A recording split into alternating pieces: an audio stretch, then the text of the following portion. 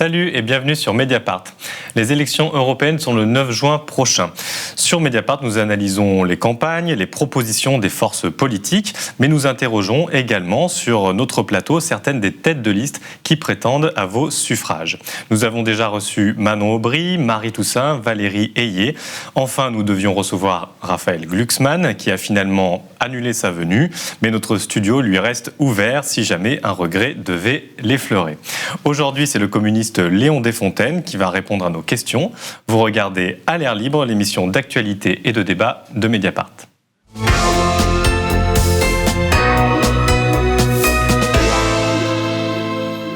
Léon Desfontaines, bonjour. Bonjour. Vous avez 28 ans, vous avez été secrétaire général des Jeunesses communistes de 2019 à 2023 et actuellement vous êtes porte-parole du Parti communiste français et sa tête de liste aux élections européennes.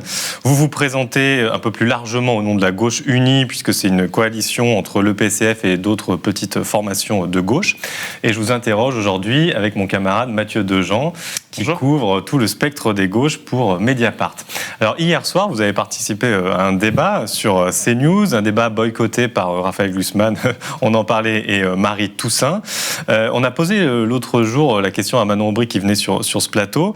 Est-ce que vous n'avez pas envisagé, vous aussi, de boycotter une chaîne qui est convaincue de désinformation, qui est, comme on l'a démontré dans des enquêtes, le vaisseau amiral de l'Empire Bolloré et de son agenda idéologique d'extrême droite et qui profite de fréquences mises à disposition par l'État? Est-ce que la question s'est posée? À aucun moment. En fait, pour être tout à fait honnête, à aucun moment, parce que premièrement, je pense qu'on ne peut pas critiquer le débat qui a eu lieu entre la majorité présidentielle et le Rassemblement national le lundi et refuser d'assister à un débat qui s'est organisé du coup le jeudi, hier soir, sur les antennes de CNews. Et moi, j'ai toujours été très critique vis-à-vis de l'Empire Bolloré, vis-à-vis de la concentration des médias, bien évidemment. Mais je pense que c'est une chose de les critiquer et c'est une autre, justement, de pouvoir les parler à celles et ceux qui les écoutent, celles et ceux qui les regardent. Et je pense que ce serait dévastateur de laisser seule la droite et l'extrême droite débattre sur une heure de grande écoute. Il y a eu plusieurs millions de téléspectateurs. Et donc je pense que notre rôle à gauche était d'être présent, justement pour amener autre chose, un autre discours politique. Dans cette élection, vous vous battez pour passer le seuil des 5% qui vous permettrait d'avoir des élus au Parlement européen. Vous n'en avez plus depuis 2019 où Yann Brossa était votre tête de liste du Parti communiste français. La dernière fois que vous avez eu des élus communistes au Parlement européen, en fait, c'était avec l'élection européenne de 2014 et vous étiez à cette époque-là en alliance avec Jean-Luc Mélenchon. Et donc, on se posait la question de savoir pourquoi cette année, ça n'avait pas été possible. Bien sûr, le contexte politique a considérablement évolué et moi j'ai toujours dit, à gauche, on a bien évidemment des points communs, ça se voit à l'Assemblée nationale, ça s'est vu aussi au Parlement européen, bien que nous n'ayons pas de représentants, nous avons un député européen sortant sur la liste, Emmanuel Morel. Personne de Emmanuel Morel, gauche républicaine et socialiste, qui avait été élu sur la liste de Manon Aubry la dernière fois, et on arrive à se battre ensemble parfois pour la lutte contre l'ubérisation du travail, par exemple, c'est des choses qui sont portées par l'ensemble des têtes de liste de la gauche au Parlement européen, mais nous avons aussi notre singularité, notre originalité, nous avons un discours politique qui nous est propre également, la défense de la République sociale et laïque, mais aussi sur les questions environnementales, la lutte contre le réchauffement climatique, où finalement il y a différents projets politiques qui s'opposent. Nous défendons par exemple la nécessité de produire davantage sur le territoire national, notamment produire des usines, réindustrialiser le pays, engager des grands travaux utiles pour l'environnement, pour remplacer des camions par des trains, et tout ça passera par plus d'électricité, plus d'énergie, bien sûr que celle-ci soit décarbonée, d'où la nécessité d'un mix énergétique nucléaire renouvelable. Alors, on va en parler, mais pardon, je reprends la question de Mathieu. Il y a quand même, vous avez un enjeu en fait d'avoir des élus. Donc est-ce que là c'est déjà l'occasion, parce qu'on remarque beaucoup de proximité malgré tout sur le fond quand on lit les programmes, on se dit tiens, pourquoi est-ce qu'ils n'ont pas essayé à la fois d'avoir des élus sans avoir des divergences fondamentales sur le fond? Ça n'aurait pas été complètement. Je vous dis, je pense que la question du nucléaire en fait n'est pas si anecdotique que cela, mais on y reviendra par la suite. Je ne vais pas insister plus. Et au-delà des singularités que nous portons, et d'ailleurs qui je pense aujourd'hui sont assez claires dans la tête de nombreuses électrices et de nombreux électeurs, l'enjeu de ces élections, c'est de permettre aux 4 listes de gauche de dépasser les 5%. Et moi, j'ai toujours dit, je ne suis pas là pour prendre des sièges à la gauche, mais pour en ajouter. Et si la liste que j'ai l'honneur de mener, la liste de la gauche unie pour le monde du travail, dépasse les 5%, alors ça fera mécaniquement 5 élus en plus pour la gauche et 5 élus en moins pour la droite et l'extrême droite, étant donné que c'est une élection à la proportionnelle. Donc chacune des listes en présence a son projet politique. Et maintenant, l'enjeu, c'est que chacune dépasse les 5%. Et je le dis, moi, je souhaite aussi que la liste de Marie Toussaint, de Manon Bry, je pense que celle de Raphaël Glucksmann, selon toute vraisemblance, il n'y aura pas trop de sujets, mais dépasse les 5%. L'enjeu, c'est que les 4 listes dépassent les 5%. Mais une autre question quand même sur ce sujet-là, pour terminer de jeter un coup d'œil dans le rétroviseur et essayer de comprendre la logique de cette campagne autonome. En 2017, vous êtes amiénois, vous aviez fait campagne avec François Ruffin qui menait une liste unitaire à gauche.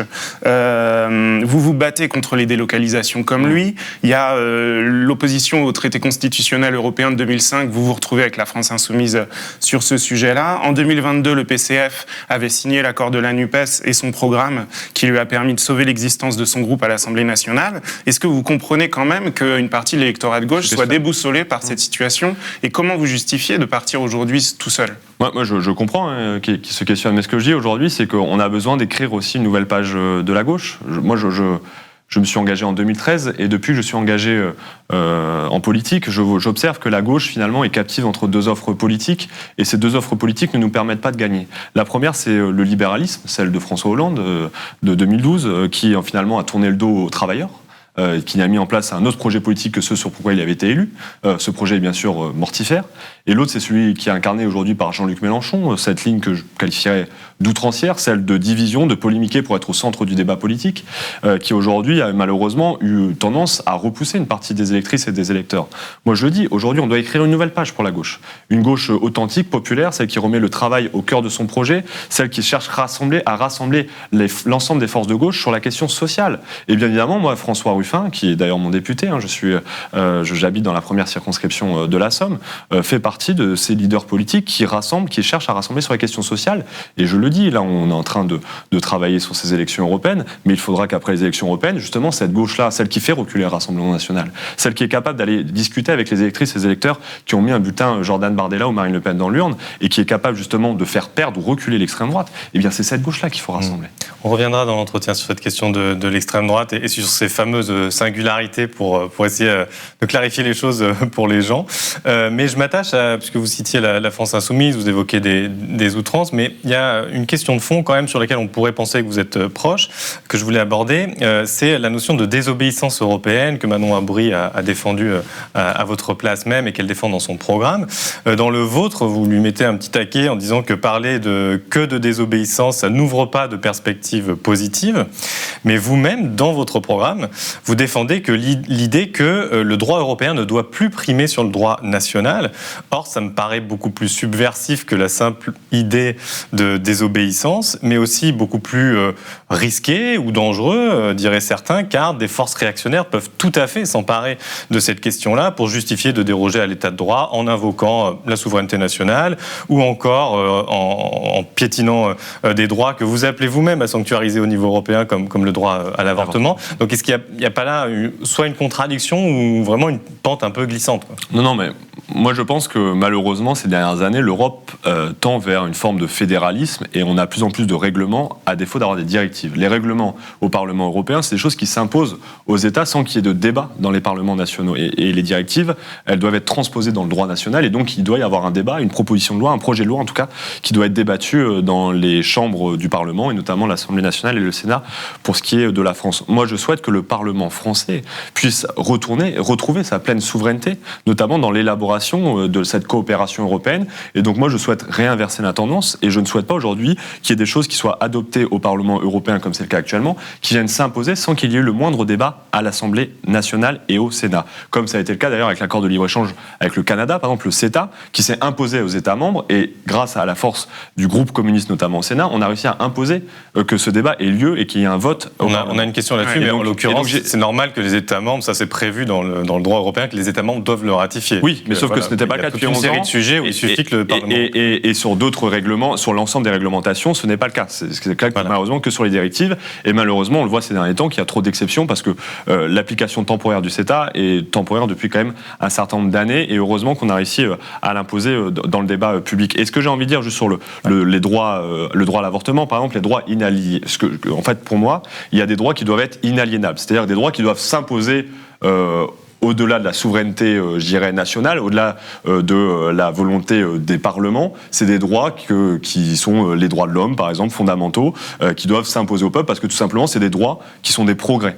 Au-delà de tout contexte, c'est des droits qui permettent le progrès de l'humanité. L'abolition de l'esclavage, par exemple, en est un. Eh bien, je pense que le droit à l'avortement en est un également, et c'est pour cela que moi, je pense que ça doit s'imposer à l'ensemble des États, peu importe ce que disent les parlements nationaux. En revanche, sur tout un tas d'autres domaines, notamment dans ce qu'il s'agit des règles, notamment, par exemple, de législation, je ne sais pas, sur le permis de conduire, par exemple, vu que c'est un débat qu'on a eu il y a quelque temps au Parlement européen, mais je pense que ce n'est pas à Bruxelles de décider. Oui, là, qui ne mettent pas en jeu des questions fondamentales, mais vous voyez bien que c'est un peu problématique, puisqu'en gros, vous faites le tri de ce qui vous plaît, ce qui vous plaît pas. Cette histoire de primauté du droit national était apparue en 2022, si je me trompe pas, un peu avant l'élection présidentielle, où la Pologne, qui n'avait pas le même gouvernement qu'aujourd'hui, avait argué de cet argument pour remettre en cause l'indépendance de la justice. Et là, on avait un État qui menaçait de glisser vraiment sur une pente autoritaire au sein même de l'Union européenne.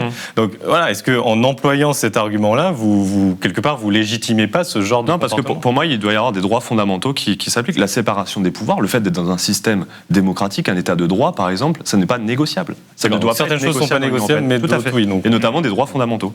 Et en l'occurrence, la séparation des pouvoirs, le fait d'être dans un système où on a un état de droit, c'est pas négociable. Le fait que l'abolition de l'esclavage doit être à l'œuvre dans l'ensemble des pays membres de l'Union européenne, ce n'est pas négociable. Le fait que le droit à l'avortement soit garanti dans l'ensemble des pays, ce n'est pas négociable. Même si des États changent leur constitution sur ces points-là. Bien sûr. Bon, Mathieu, sur le CETA, justement. Oui, vous commenciez à en parler. Vous opposez globalement aux accords de libre-échange négociés par l'Union européenne, et les sénateurs communistes se sont illustrés au niveau national en s'opposant avec réussite à la ratification du CETA. Sauf que le gouvernement refuse jusque-là de transmettre le texte à l'Assemblée nationale. Dans les deux enceintes, en tout cas, vous avez réussi à agglomérer des voix de la droite d'opposition. Est-ce que, pour vous, c'est le signe que derrière la question du libre-échange, il y a aussi une question de principe démocratique ? Bien sûr. Enfin, honnêtement, moi, ça me paraît délirant quand même que le Parlement national n'ait pas été consulté sur des accords de libre-échange qui ont des conséquences très concrètes sur nos vies, et qui sont déjà en partie appliqués. Et qui sont déjà en partie appliqués pour le CETA. Et on verra pour les prochains accords de libre-échange, celui avec la Nouvelle-Zélande par exemple, et ceux qui sont en cours avec le Mexique, avec le Kenya, avec le Chili, qui sont actuellement soit en phase d'adoption, soit qui viennent d'être adoptés au Parlement européen. C'est un enjeu de souveraineté fort. Et on le voit avec la crise du mouvement agricole. Les agriculteurs doivent demander des comptes aujourd'hui à leurs élus, en tout cas leurs élus doivent rendre des comptes à leurs administrés, et notamment ceux du Parlement et de la représentation nationale, que sont les députés. Comment se fait-il que les députés n'aient jamais eu leur mot à dire sur l'accord de libre-échange avec le Canada ? Enfin, que la représentation nationale, qu'est le Sénat et l'Assemblée nationale, n'aient jamais eu leur mot à dire. C'est une véritable fraude démocratique. Et moi, c'est le problème de fond avec cette Union européenne, c'est qu'aujourd'hui, elle se construit autour d'une fraude démocratique, qui s'exerce de multiples façons. Le CETA est un exemple parmi d'autres, mais la plus grosse fraude démocratique, c'est celle du refus d'appliquer la décision des Français en 2005. Du refus du traité constitutionnel européen, où les deux Français, à 55%, avaient dit qu'ils ne voulaient pas de l'Europe libérale. Ils n'ont pas dit qu'ils ne voulaient pas de l'Europe. Ils ont dit que l'Europe libérale sanctuarisée par une constitution européenne, ils n'en voulaient pas. Et quelques années plus tard, avec le traité de Lisbonne, il a été imposé au peuple. Et bien, cette Union européenne, en l'occurrence, sans vouloir exonérer, parce qu'effectivement, l'Union européenne a eu des tas de pratiques assez peu démocratiques, on va dire, c'est un euphémisme au moment de la crise des dettes souveraines, mais sur cette question des traités, là, c'est des dirigeants français qui se sont sciemment assis sur le vote. Complètement. Mais du coup, il s'agit d'une véritable fraude démocratique dans la construction européenne. La conséquence à la fin, c'est que des traités aujourd'hui libéraux s'imposent aux peuples membres de l'Union européenne, quand bien même ces peuples l'ont rejeté. Et typiquement, le retour des règles austéritaires, des règles budgétaires, les fameuses 3% de taux de déficit, qui impose aux États membres de mettre en place des économies et des politiques austéritaires, des coupes dans leurs services publics, moins de moyens pour notre éducation, pour notre santé publique, etc., aujourd'hui s'appliquent sous les règles du traité de Lisbonne, enfin du traité de Maastricht, puis sanctuarisé par le traité de Lisbonne quelques années plus tard. Et je le dis, moi, au gouvernement français, je le dis à Bruno Le Maire, qui souhaite mettre en place 10 milliards d'euros d'économies cette année, 25 l'année prochaine, et peut-être jusqu'à 50 milliards d'ici 2027, qu'il n'a pas mandat pour faire cela. Quand est-ce que les Français ont voté ? Ce n'était même pas dans le programme d'Emmanuel Macron, et à la limite, quand les Français ont voté, c'était en 2005, ils ont voté contre. Alors s'il veut remettre en place ces règles budgétaires, eh bien, je dis qu'ils soumettent à référendum. Qu'enfin, on refasse de cette Union européenne une véritable construction démocratique de coopération entre peuples souverains. Voilà, entre peuples souverains. C'est une coopération entre peuples souverains, donc la parole doit revenir au peuple. Je vais vous poser une question peut-être de méthode, une question assez concrète sur la manière dont vous abordez le Parlement européen, puisque là, on a vu à l'Assemblée nationale, il peut y avoir parfois des alliances de circonstances, même si les oppositions sont fortes et franches à l'Assemblée nationale. Le Parlement européen a un mode de fonctionnement assez particulier, où il y a des règles de compromis qui sont assez intéressantes. Est-ce que vous, si vous étiez élu, vous seriez d'accord pour faire des alliances de circonstances comme ça avec le PPE, par exemple, pour avancer sur des textes globaux où peut-être que ça n'irait pas aussi loin que vous le voulez, mais pour obtenir des compromis? Comment vous abordez le mandat? Complètement. Paradoxalement, aujourd'hui, peut-être qu'un député français au Parlement européen a plus de pouvoir qu'un député français à l'Assemblée nationale depuis le passage au quinquennat, où finalement c'est devenu, sauf depuis très récemment, qui est devenu chambre d'enregistrement de l'exécutif et des désirs du président de la République. C'est vrai que 2022 a changé la donne. 2022 a changé un peu la donne, je vous l'accorde bien volontiers, mais c'est une anomalie, un ovni politique. D'ailleurs, il faut en tirer les analyses. Je sais que vous avez déjà fait, vous en avez déjà discuté ici, mais on verra d'ailleurs par la suite ce que ça donne. Mais ce que je veux dire, c'est qu'aujourd'hui, un député au Parlement européen, des textes peuvent passer à quelques voix près. Je vous donne un exemple. Très récemment, Emmanuel Morel, donc qui est sur ma liste, a déposé un amendement pour que l'Union européenne cesse tout échange gazier avec l'Azerbaïdjan, notamment suite à l'invasion du Haut-Karabakh et notamment d'une partie de l'Arménie. À 16 voix près, son amendement n'est pas passé. Ça s'est joué à 16 voix. 16 voix, c'est rien du tout. Et ces 16 voix, d'ailleurs, c'est celle notamment des députés Renaissance, Renew, de la majorité présidentielle, qui ont refusé de voter cet amendement.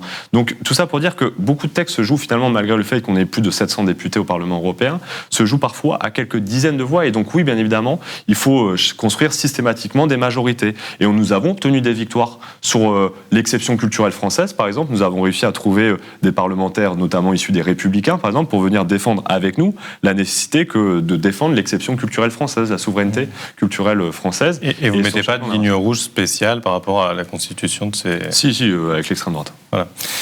Après, ça ne veut pas dire dans les votes, les votes, chacun est libre de voter comme il veut. Dans la construction des textes et la défense d'amendements, on ne travaillera pas avec les députés issus des deux groupes d'extrême droite. Très bien. On voulait ouvrir le dossier ukrainien. Vous faites partie des voix qui insistent beaucoup sur la désescalade en Ukraine. Dans l'émission C'est ce soir, vous aviez même dit que vous ne vouliez pas aller sur le front.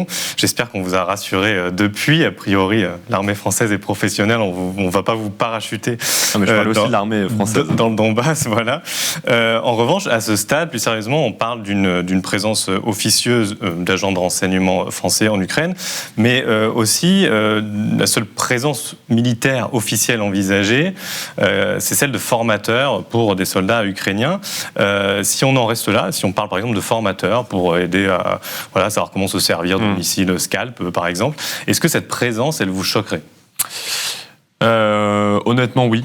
En fait, moi, je préférais qu'on amène des Ukrainiens et qu'on les forme sur le territoire français plutôt que le contraire. Parce que je ne souhaite pas voir le moindre soldat français potentiellement pris sous les bombes russes, pris sous le front ukrainien. Je ne souhaite pas voir le moindre soldat français mourir ou intervenir d'une manière ou d'une autre sur le front ukrainien. Et pour moi, c'est la ligne rouge qui a été fixée. J'ai toujours dit que, bien évidemment, il fallait aider les Ukrainiens face à ce qui se passe, y compris livrer des armes pour leur permettre, avec un objectif, leur permettre de négocier en rapport de force. L'objectif, c'est qu'il y ait des négociations, c'est qu'il y ait une issue diplomatique. À un moment ou à un autre, il y aura des discussions. Ce qu'il ne faut pas, c'est que l'Ukraine négocie en position de faiblesse, mais elle négocie en rapport de force. Et donc c'est pour ça que l'envoi des armes doit être posé parallèlement avec l'objectif d'une issue diplomatique et remettre autour de la table des négociations M. Zelensky et M. Poutine. Et je dis, il faut que l'Ukraine négocie en rapport de force pour justement contraindre Vladimir Poutine à se retirer des territoires occupée notamment depuis l'invasion de 2022. Alors, pour le coup, elle est en position de faiblesse. L'Ukraine, en ce moment, elle se fait durement attaquer sur son front intérieur. Depuis quelques semaines, de plus en plus de partenaires de l'Ukraine se disent favorables à ce que l'Ukraine puisse utiliser des missiles occidentaux pour frapper le sol russe. Vous avez été interrogé sur le sujet sur BFM mardi soir. Vous avez répondu que vous étiez opposé à des frappes sur les civils. Bon, ça, a priori, ça met quand même beaucoup de monde d'accord.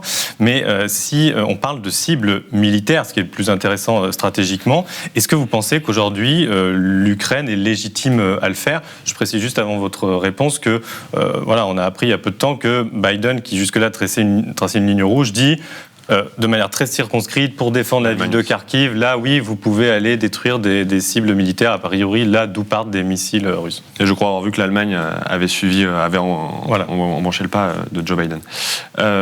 J'y suis opposé parce que je pense que l'objectif, c'est bien sûr de livrer des armes pour le front qui est à l'œuvre aujourd'hui entre l'Ukraine et la Russie, qui est le front qui est aujourd'hui en Ukraine.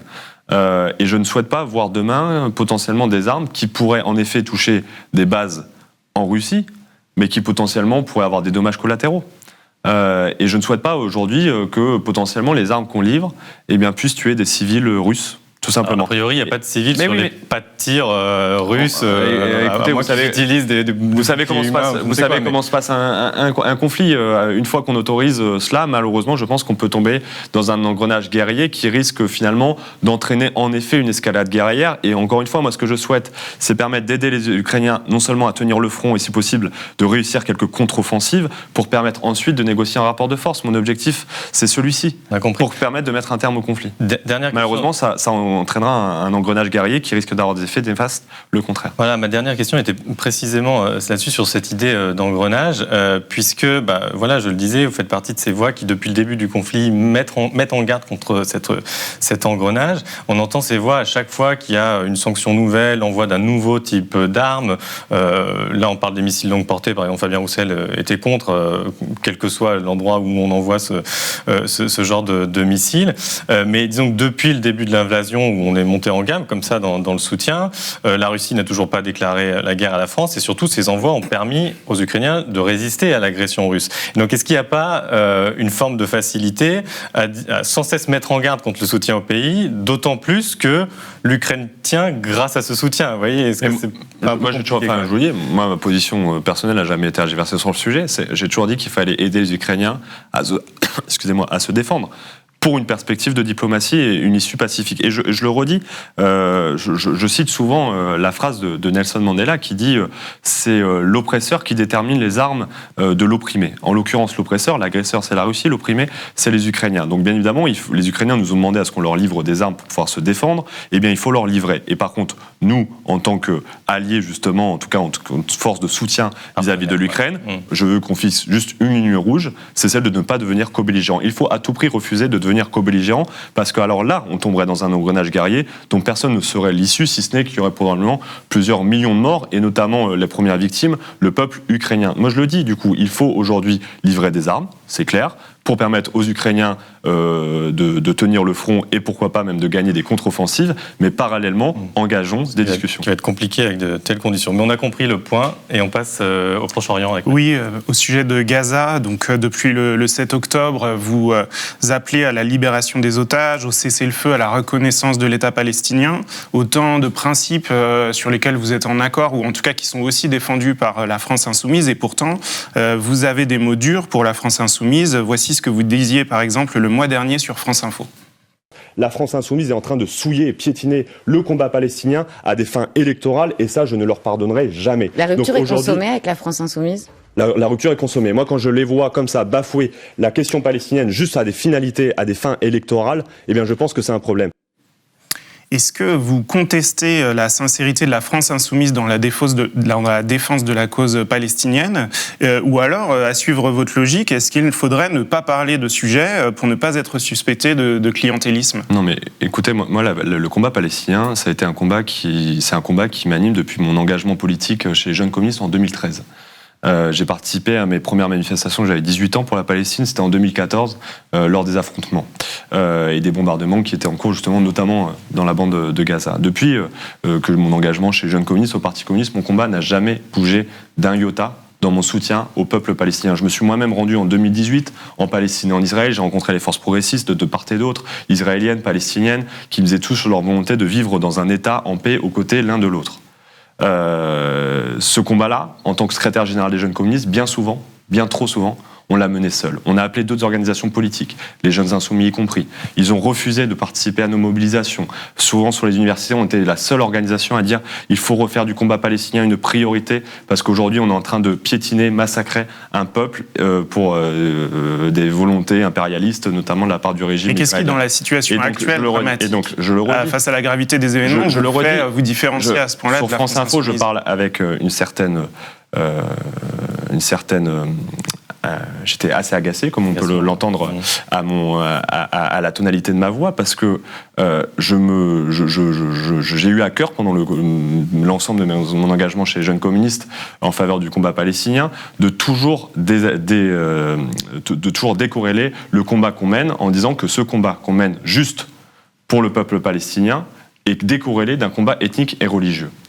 J'ai toujours eu à cœur de dire que le Hamas, organisation islamiste, n'est en aucun cas une force de résistance du mouvement palestinien, mais une force d'asservissement du peuple palestinien autour d'une idéologie, l'islamisme, que le Hamas n'était pas une force de paix, parce qu'elle voulait rayer Israël de la carte. Mais à quel moment, dans l'expression de la France insoumise, elle en fait un combat ethnique et religieux ? Je vais clarifier justement ce que j'ai dit, parce que je pense qu'il y a des propos que j'ai tenus qui ne sont pas complètement vrais. Et donc, juste ne pas qualifier le Hamas comme étant une force palestinienne. Quand je dis la France insoumise, j'avais tort de dire la France insoumise. Certains dirigeants de la France insoumise, aujourd'hui, en effet, ont des positions qui posent problème. Lorsque j'entends des députés nous dire que le Hamas est une force de résistance palestinienne, eh bien oui, à ce moment-là, ils bafouent le combat légitime du peuple palestinien que j'ai rencontré. Les jeunes Youth Against Settlement, une organisation de jeunes contre la colonisation en Palestine, nous ont dit qu'ils refusaient justement d'être assimilés au Hamas. Ils disaient qu'il n'y aurait rien de plus terrible que d'être assimilés justement au Hamas dans le combat. Vous faites référence là à la déclaration de Daniel Obono, qui était poussée dans ses retranchements par Jean-Jacques Bourdin et qui avait fait... Je veux dire qu'on a besoin de clarification sur ces propos-là, justement pour ne pas être assimilé à un combat ethnique ou religieux, parce que si c'est le cas, alors dans ce cas-là, on aura perdu le combat. Mais pardon, mais effectivement, Daniel Obono a été poussé dans ses retranchements par Jean-Jacques Bourdin, qui lui disait mais alors est-ce que c'est de la résistance ? Est-ce que c'est de la résistance ? Elle finit par dire oui. Mais est-ce que c'est pas des moments dans le débat public où on se fixe sur des mots, on va dire de manière peut-être parce que parfois artificielle. C'est-à-dire que vous avez certaines personnes qui vont vous dire, non, pas seulement. ok, en fait, il y a des mouvements qu'on peut qualifier de résistance vu la situation historique, mais en fait, qui sont des mouvements de résistance qui, pour autant, sont des mouvements à tendance totalitaire, absolument détestables, qui vont vous dire les deux choses en même temps. On en pense ce qu'on en veut, à la limite. Mais oui, mais qui vont pas nier le fait que, une organisation est, comme vous l'avez dit, islamiste et recourt au terrorisme. Donc, est-ce que c'est pas une manière de se fixer sur nous pour mieux dire, allez, c'est bon, moi, je vais pas juger des bien fondés, des mal fondés, des raisons qui ont poussé Madame Obono à qualifier l'organisation du Hamas d'organisation terroriste. Ce que je vois, par contre, c'est que ce combat pour la Palestine, je le souhaite majoritaire en France. Et je pense qu'aujourd'hui, dans l'opinion publique, il y a une écrasante majorité des Français qui, aujourd'hui, veulent une solution à deux États, qui veulent la reconnaissance de l'État palestinien, qui veulent un cessez-le-feu, parallèlement, bien sûr, à la libération des otages. Ça, bien évidemment, il y a une écrasante majorité des Français qui le soutiennent. Et je le vois dans mes proches. Comment se fait-il qu'il y a aussi peu de personnes dans les manifestations ? Moi, quand j'en discute aujourd'hui avec des jeunes, les jeunes me disent, que je rencontre, qui ne participent pas à ces manifestations, me disent « Je ne veux pas être assimilé à la France insoumise et à leurs propos. Je ne veux pas être qualifié d'antisémite. » Voilà la réalité. Ils ont peut-être raison, ils ont peut-être tort, peu importe, ce n'est pas à moi de le juger. La réalité, c'est que par contre, en étant flou sur cette question-là, en étant parfois timoré sur la condamnation vis-à-vis de l'acte terroriste islamiste du 7 octobre, eh bien malheureusement, à ce moment-là, ils ont fait de ce combat un combat minoritaire non seulement, mais surtout, ils ne se sont pas fait les porte-parole du peuple palestinien. Pourquoi moi je porte une solution à deux États ? Parce que ça a été aussi un centre débat, est-ce qu'il faut de l'île au Jourdain, etc. Ce n'est pas moi qui porte la solution à deux États. C'est l'autorité palestinienne, c'est les forces palestiniennes que j'ai rencontrées sur place. Dans leur écrasante majorité, les forces palestiniennes nous disent qu'ils veulent une solution à deux États. Ce n'est pas à moi, Français, de déterminer et de dire au peuple palestinien ce dont il a besoin. Puis par ailleurs, des résolutions de l'ONU vont dans ce sens. Qui plus est, le droit international va dans ce sens-là. Et moi, ce que j'aimerais de la France, d'ailleurs, c'est qu'elle puisse se faire plutôt le porte-voix du droit international que celui du droit américain. Une question encore sur ce sujet-là.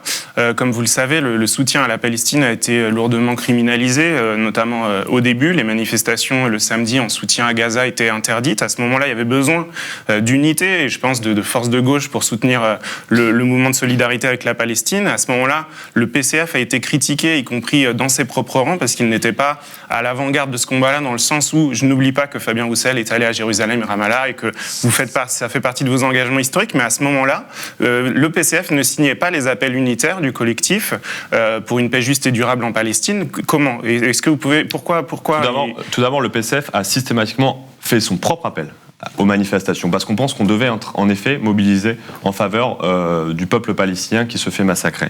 Pourquoi on a refusé de signer certains communiqués de presse communs ? Parce que nous avons toujours dit que depuis le 7 octobre, il fallait faire preuve d'humanité, qu'il fallait être en capacité de dénoncer et l'attaque terroriste islamiste du 7 octobre, et de dénoncer bien sûr les bombardements et le massacre du peuple palestinien qui est en cours notamment à Gaza. Qu'il fallait dire qu'il fallait mettre hors d'état de nuire les dirigeants du Hamas, comme mettre hors d'état de nuire Benyamin Netanyahou. Et malheureusement, ces communiqués n'étaient pas assez équilibrés pour nous, pour qu'on les signe.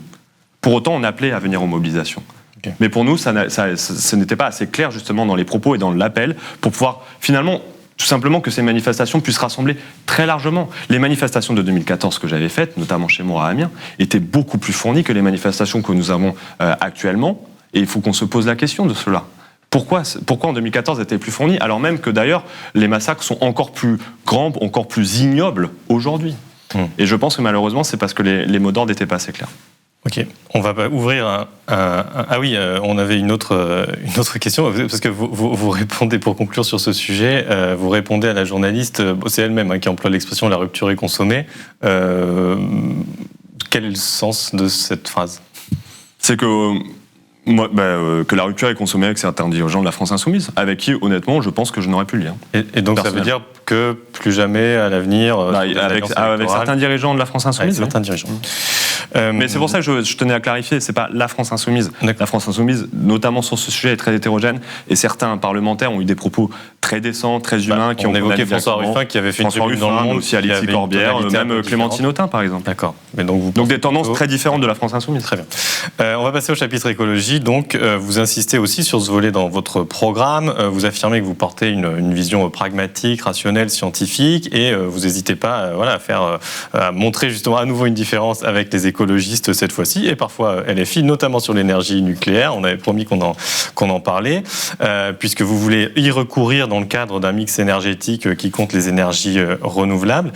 Est-ce que cette insistance sur le nucléaire, elle ne conduit pas à passer à la trappe la nécessaire sobriété énergétique dont on doit faire preuve quoi qu'il arrive dans les années à venir? En reparcourant votre programme, je me suis aperçu que ce mot de sobriété, sauf erreur, ne faisait pas partie du texte. Bon, j'imagine que du coup d'autres vous l'ont fait remarquer. Donc, expliquez-vous là-dessus. C'est un débat qu'on a eu entre nous. Okay. Je vais vous expliquer la vision qu'on a sur l'écologie. La question du nucléaire n'est pas anecdotique parce qu'en fait, elle est symptomatique et représentative à elle seule du projet de société que nous portons, qui est en fait très différent, radicalement différent, si je peux me permettre. Avec un modèle, pour certains, qui est décroissant, je vais y venir, et un autre qui, en effet, dit qu'il faut au contraire produire davantage, permettre en tout cas à ce que les Françaises et les Français puissent s'élever socialement, améliorer leurs conditions matérielles d'existence. Donc je vais y venir maintenant sur ces deux projets qui s'opposent. Pour répondre à l'impératif environnemental, il faut atteindre cette fameuse neutralité carbone en 2050. Ça veut dire diminuer considérablement nos émissions de gaz à effet de serre d'ici 2050. Deux chemins se dessinent à nous. Soit on décide d'engager le modèle de la sobriété, pour le dire poliment, ou le modèle décroissant, qui est un modèle, en gros, on investit dans 100% des énergies renouvelables, qui est porté aujourd'hui par une partie non négligeable de mes listes homologues à gauche. Le 100% renouvelable, ça veut dire accepter que lorsqu'on n'a pas suffisamment de vent, pas suffisamment de soleil, alors on produit moins d'électricité. La question de l'intermittence, à quel point on notamment une énergie intermittente. On produit moins d'électricité, et donc quand on produit moins d'électricité, alors on accepte que nos services publics ne fonctionnent pas ou à bas régime, que nos trains ne roulent pas tous, et que nos usines, par exemple, elles restent fermées, elles s'ouvrent à intermittence en fonction du vent et du soleil. C'est un choix. Ceux qui défendent ce modèle-là vous répliqueront, je pense, des éléments techniques pour expliquer qu'ils ne veulent pas de ce destin-là. Moi qui me donne des chiffres, on a chiffré, nous au Parti communiste français, on est les seuls à avoir élaboré un plan climat, justement, qui chiffre justement les besoins en termes d'énergie pour pouvoir réindustrialiser le pays. Les mêmes qui nous disent il faut passer aux 100% de voitures électriques, nous disent qu'il faut se passer de l'énergie nucléaire. Je le dis, si on remplace le pétrole, l'essence par l'énergie électrique, et que cette énergie électrique est produite en moins grande quantité, alors nos voitures électriques ne rouleront pas. Ça va pas marcher. Donc si on reprend votre raisonnement, donc là il y a le premier c'est le modèle décrivé qui est porté par une partie de mes homologues à gauche, et nous on défend un autre modèle, celui du mix énergétique nucléaire et renouvelable. Parce que nous disons que si nous voulons répondre à l'impératif environnemental, il va falloir, ça peut paraître contre-intuitif, mais produire davantage sur le territoire national et européen. Produire quoi ? Pas produire pour produire quoi ? Produire des grands travaux utiles pour l'environnement, remplacer des camions par des trains, ça veut dire construire des infrastructures ferroviaires comme le Lyon-Turin, rattacher nos ports et nos docks au corridor ferroviaire pour que les porte-conteneurs soient directement mis sur des trains et pas sur des camions comme c'est le cas actuellement. Ça veut dire réouvrir des lignes ferroviaires du quotidien, ça veut dire engager la rénovation thermique des bâtiments. Ça veut aussi dire ces grands travaux qu'il va falloir réindustrialiser massivement le pays pour retrouver notre souveraineté, pour éradiquer le chômage, pour produire plus de richesses, mais aussi pour répondre à l'impératif environnemental. Réindustrialiser le pays, ça veut dire qu'on produit ici, sur le territoire national et européen, ce dont nous avons besoin ici. Et je le dis, il n'y aura pas de réindustrialisation du pays sans énergie nucléaire, parce que la réindustrialisation, si on veut réindustrialiser plus, si on veut ouvrir de nouvelles usines, eh bien alors, la première des choses, c'est qu'il va falloir produire plus d'électricité. Et finalement, juste une chose, je voulais juste dire qu'en fait, il y a un lien direct, et on est la seule force politique à gauche à le faire, entre l'énergie, l'écologie et l'industrie. Et il faut répondre à ces trois sujets, et ces trois sujets sont intimement liés. J'entends bien ce que vous dites. Maintenant, il y a certains soutiens d'une part du nucléaire qui sont décroissants. Alors, qui sont décroissants, en tout cas, je comprends bien pourquoi le mot décroissant fait peur et tout, mais en tout cas, qui même, sans forcément dire décroissance, disent, en tout cas, sobriété, on n'y échappera pas, qu'on ait le nucléaire ou pas, de toute manière, il faudra y aller. Sobriété dans le sens où, c'est pas genre se serrer la ceinture, faire l'austérité, mais dans le sens où même si vous rapatriez certaines productions, plutôt que de les délocaliser ailleurs, etc., en fait, on aura besoin de toute manière, comme pays riche, de réduire l'empreinte énergétique, en fait, du citoyen moyen, si tant est que ça existe. Et donc, on sent bien que là, il y a une difficulté. C'est un débat sémantique. À mon sens, il y a un vrai débat sémantique, mais aussi un débat qui illustre le fond. Mais sur cela, moi, ce que je dis, c'est en effet, on peut imposer une sobriété un peu plus accrue aux ultra-riches qui utilisent leur jet privé, qui partent en week-end tous les week-ends, etc. Bien sûr, sans ça. Peut-être les classes moyennes, parce que c'est bien là. Non, mais justement, sur ça, je suis opposé. Ça, vous êtes opposé. Et je vais m'expliquer. Donc, les classes moyennes, on ne change rien à nos modes de vie, on prend EasyJet, on s'achète plein de trucs. Mais les classes moyennes, ils ne prennent pas trop le jet privé, ils ne partent pas en week-end tous les week-ends en avion. Ça, bien sûr, moi, je suis pour imposer. À la limite, je veux bien utiliser le terme sobriété à ce moment-là.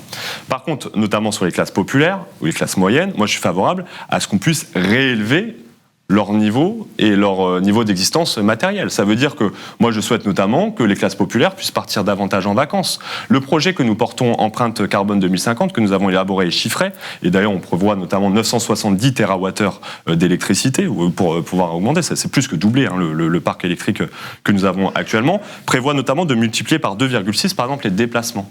Pourquoi ? Parce que moi je souhaite que chacun puisse partir en vacances. Par contre, on souhaite que ces déplacements se fassent au maximum par train. Mais par train, ça veut dire qu'il faut développer des lignes ferroviaires, y compris des lignes à grande vitesse. Moi, je le dis, franchement, quand je vois les militants écologistes me dire, certains militants écologistes me dire, il faut développer le fret ferroviaire, il faut développer le ferroviaire, mais qui sont systématiquement opposés à la construction du Lyon-Turin, à l'ensemble des lignes à grande vitesse, qui serait pourtant une véritable alternative à l'utilisation de l'avion.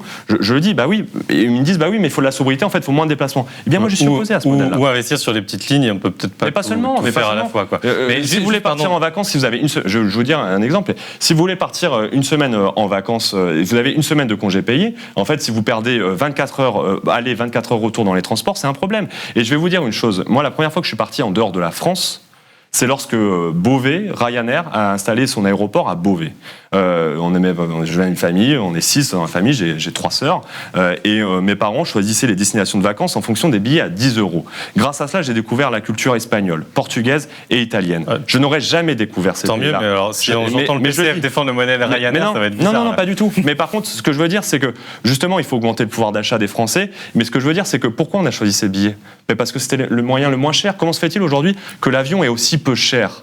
Et aussi pratique, entre guillemets, parce qu'en effet, on met moins de temps. Moi, je pense que ça doit être l'inverse. Mais comment se fait-il aujourd'hui qu'on mette autant de temps pour rejoindre Barcelone, par exemple, ou Venise ? Parce que tout simplement, on n'a pas développé les lignes à grande vitesse. Et parce qu'il y a un système d'optimisation fiscale, et au contraire, un système de taxes sur l'utilisation du train. Moi, je veux que ça soit l'inverse. Détaxons le train, rendons-le plus accessible financièrement, et développons des infrastructures qui permettent d'être de véritables alternatives à l'aviation, pour permettre aussi aux classes moyennes, dont je fais partie, dont mes parents étaient, de pouvoir voyager. Moi, je ne souhaite pas justement je souhaite que l'ensemble des jeunes de ce pays puissent découvrir Porto comme je l'ai fait, Valence en Espagne ou Venise. Voilà. On saura tous sur vos découvertes. Non, une dernière question quand même sur le chapitre écologique pour bien comprendre, parce que vous avez reçu des notes, on va dire, mitigées du réseau Action question climat. Les autres listes de gauche étaient un peu mieux notées. Mais voilà, il y a un point qui nous a, parce qu'après ils explicitent les notations, et il y a un point qui est pas clair, et c'est l'occasion de le clarifier, parce qu'on a bien compris que voilà, dans votre idée, il y a le chemin avec le nucléaire, et pour vous c'est fondamental.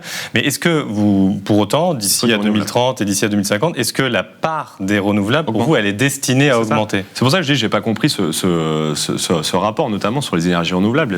Ils nous mettent, je crois, une note très critique. Oui, Guy Desfontaines, il dit pas qu'il veut augmenter la part de renouvelables. Mais attendez, on est la seule force. Enfin, je vais leur transmettre du coup le plan climat. Visiblement, ils l'ont pas eu. Il est disponible gratuitement. Empreinte 2050 PCF. Il est disponible gratuitement en ligne pour celles et ceux qui voudraient justement fouiller. On est la seule force politique qui a chiffré combien il fallait justement produire d'énergie pour pouvoir répondre à l'impératif environnemental. Dans quel secteur il fallait diminuer notre consommation, dans quel secteur ça allait augmenter parce qu'on allait réindustrialiser le pays. On est la seule force politique à l'avoir fait. Et donc, bien évidemment, un réacteur nucléaire, en effet, ça ne se décrète pas en un claquement de doigts, ça prend un peu de temps pour se construire. Et donc, en effet, ça attendra 2030-2035 pour voir les premiers réacteurs. Et d'ici là, ce qu'on observe, c'est qu'en effet, alors si on veut réindustrialiser, si on veut engager, notamment construire des trains, les grands travaux que je vous ai cités, on va devoir produire plus d'électricité, et c'est pour ça que j'insiste sur le mix énergétique. Il faut des réacteurs nucléaires, mais il faut aussi du renouvelable. Et oui, nous proposons de développer massivement les énergies renouvelables sur le territoire. Mais ce que je dis, c'est que c'est pas des énergies qui s'opposent. Elles sont complémentaires. Il y en a une qui est pilotable, qui fonctionne à longueur de temps, et il y en a une qui vient en complément. Et elles sont d'autant plus complémentaires que le nucléaire de ces dernières années, le nouveau nucléaire, s'est adapté, et notamment peut baisser en intensité en quelques minutes à peine, en fonction justement des vents et du soleil, en fonction de la production de nos énergies renouvelables. On va s'arrêter. Je pense que c'est un débat qui peut durer longtemps. C'est important. Je m'excuse pour les fans de ces questions-là sur le nucléaire qui sont assez techniques, mais bon, vous avez eu l'occasion de clarifier. Et il y a un rapport qui est disponible gratuitement en ligne si vous voulez. Voilà. La dernière question politique pour terminer. Oui, de manière assez générale, dans la campagne, on voit bien que vous cherchez à incarner une gauche différente. Vous l'avez dit, ni François Hollande, ni Jean-Luc Mélenchon, ce qui vous conduit parfois, dans vos expressions, à adopter les cadrages de la droite. Je reviens pas sur la manière dont vous avez qualifié la France insoumise, l'électoralisme, le communautarisme, mais sur toute une série d'événements d'actualité ces derniers mois, même si on remonte un petit peu loin. Par exemple, lors de la mort de Naël, vous avez refusé de considérer qu'il y avait toute dimension politique dans les émeutes qui avaient eu lieu à ce moment-là. Fabien Roussel rejetait aussi l'idée de racisme systémique dans la police. Quand Gabriel Attal a mis le débat sur l'abaya à l'école et souhaitant son interdiction, vous l'avez suivi. Du coup, ma question, c'est est-ce qu'à la fin, vous n'allez pas juste recueillir la sympathie des lecteurs de droite qui vont se dire il est bien ce gars-là à gauche, mais qui de toute façon, à la fin, ne voteront pas pour vous? J'ai jamais réfléchi mon engagement politique comme étant un moyen d'aller chercher tel ou tel part électoral. Moi, j'ai toujours voulu être droit dans mes bottes et droit dans le projet politique que je porte. Et donc, je n'ai jamais adapté mon discours politique en fonction d'un contexte. Et j'ai jamais tergiversé sur ce sujet-là. Il y a deux sujets qui sont abordés, la question de la laïcité, enfin l'interdiction de la abaya, et la question des émeutes. Sur les émeutes, je ne pense pas que les émeutes avaient une dimension politique en soi. Par contre, je pense que les réponses à y apporter, c'était des réponses politiques. Je ne pense pas que, et j'en ai discuté, moi, j'ai grandi dans un quartier populaire d'Amiens, qui a connu des émeutes également, comme de nombreuses villes en France suite à la mort de Naël. Je ne crois pas que dans l'incendie d'une médiathèque, par exemple, il y ait quelconque contestation, quelconque expression politique de la part de celles et ceux qui ont incendié la médiathèque qu'on venait d'ouvrir, par exemple, dans le quartier d'Étouvie, à l'ouest, un quartier populaire à l'ouest d'Amiens. Je ne crois pas que brûler les voitures de celles et ceux qui bossent et qui habitent dans ces quartiers populaires soit une expression politique. En revanche, je pense qu'elle est synonyme, en effet, d'un désengagement de l'État. Ça, c'est vrai. Et je pense que c'est une colère brute, sauvage, mais qui en aucun cas qui était une revendication politique. Par contre, en effet, aujourd'hui, ça a mis la lumière sur la situation désastreuse dans laquelle se trouvait une partie de nos quartiers populaires. Et de voir aussi qu'aujourd'hui, en effet, on a des jeunes aussi qui sont délaissés, livrés à eux-mêmes, des fois très jeunes.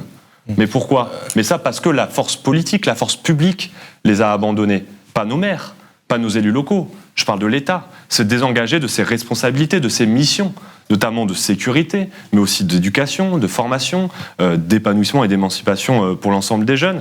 Mais en effet, moi, quand je vois le quartier d'Étouvie juste sur la médiathèque qui a été brûlée, je veux dire, elle venait d'être inaugurée. C'était un lieu de culture, d'émancipation pour beaucoup de jeunes. J'ai discuté le surlendemain, justement, avec des jeunes de ce quartier qui venaient me voir en disant pourquoi ils ont brûlé la médiathèque. C'était le seul lieu où je pouvais aller après à l'école. C'est ça. Et quelle réponse politique c'est ? Je vais leur dire, écoute, c'était un engagement politique.